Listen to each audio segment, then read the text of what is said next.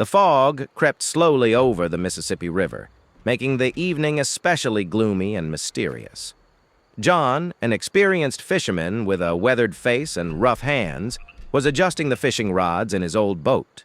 Beside him, lost in thought, sat his niece, Lisa. Her blonde hair peeked out from under a woolen hat, and her eyes, usually full of curiosity, were now clouded with anxiety.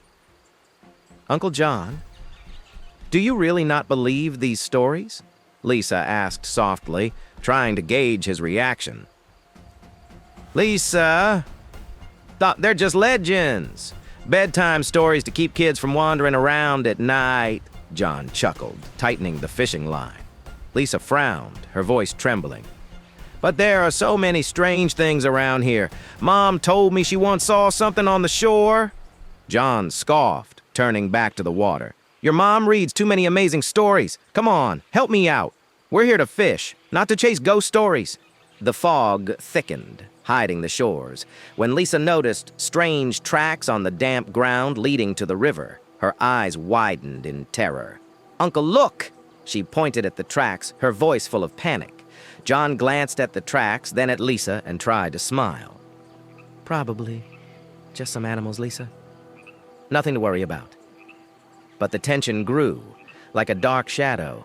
The boat suddenly got stuck in thick weeds, and the silence became deafening. "It's just weeds, Lisa." I calmed down. John tried to sound confident, but there was a hint of doubt in his voice. Suddenly, muffled groans came from the darkness, as if someone or something was slowly approaching. John tensed, and Lisa gripped his hand so tightly her nails dug into his skin. "Uncle, it's not animals. It's it." Her whisper was filled with horror. The boat started to sway, and shadows began to appear in the murky water. Lisa screamed, pointing at a huge creature with deathly pale skin and hollow eyes emerging from the depths. "Quick, Lisa, to the shore!" John yelled, grabbing the oars. But before he could make a stroke, something cold and wet grabbed his leg and pulled him under the water.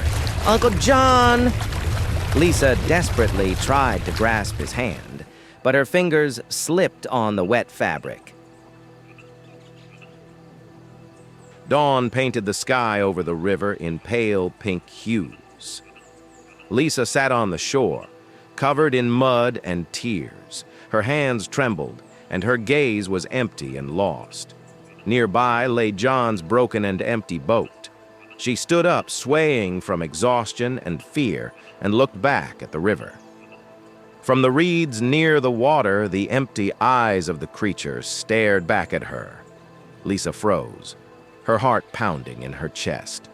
Only one word echoed in her mind: run. But the darkness on the Mississippi River had already found its new victim.